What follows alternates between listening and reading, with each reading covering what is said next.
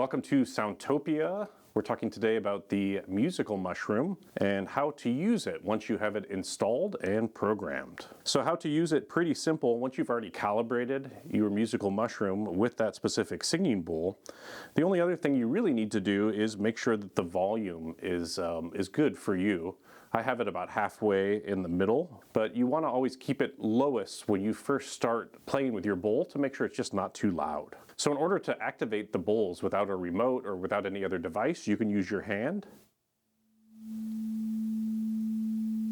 And this works anywhere up to about 4 feet or 1.2 meters from the bowl. So just having my hand there, that's hitting the laser that's coming off of the musical mushroom, and that's creating some sound. If I want more sound, I move my hand down. I want less sound, I move my hand up.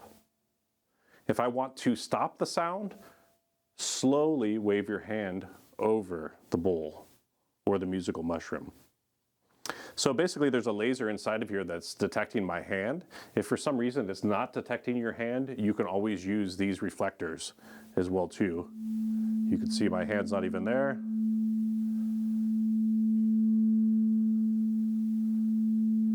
And of course I can put this on my wrist and on my finger too, but the bowl is activating fine with my hand, so I'm just going to use my hand so I don't have to use the reflector device. So you can start the sound anywhere you would like, up to about 4 feet from the bowl. So I could also make sure that it's off here. I could also start it from up here.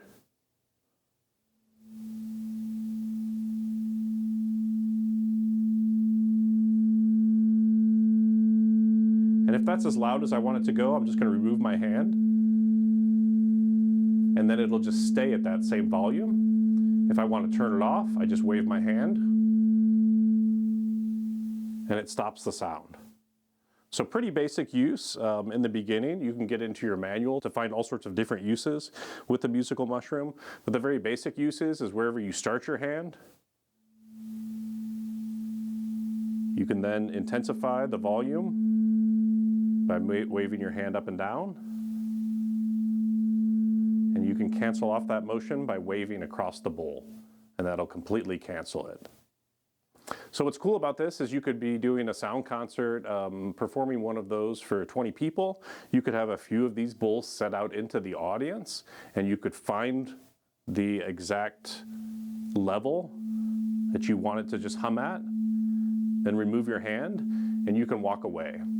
And this will last for as long as the battery will last, which would be more than a sound concert, where it would just stay at that same exact hum there. And then of course if you wave your hand over it, it stops. One other thing to think about is this laser here is not an exact beam that goes straight up. It's more like a cone. So it starts off small from the device and it gets bigger.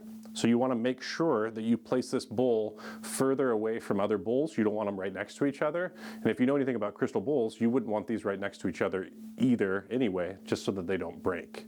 So you want to make sure you keep your other crystal bowls at least 8 to 12 inches away from each other, so that way you can play them all individually.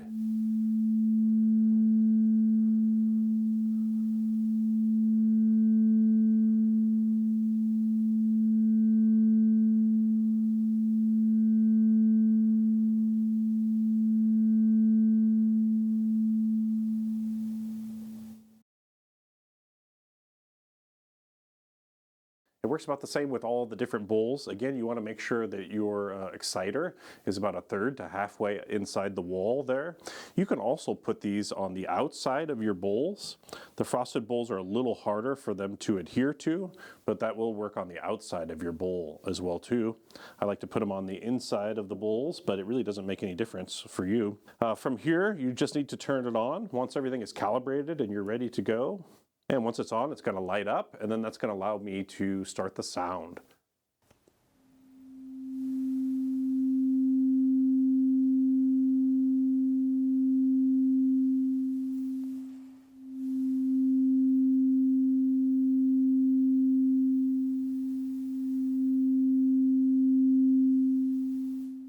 I can start at any position up to about 4 feet from the musical mushroom.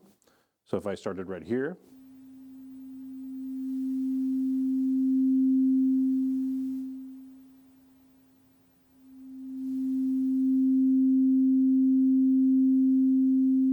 and then it'll just continue to play until the battery runs out or until you wave over and stop it.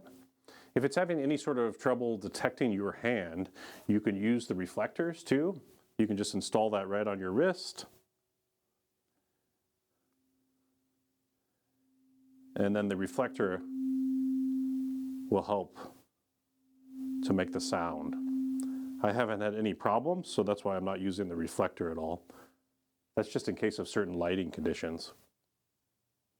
But again, you can start anywhere up to 4 feet.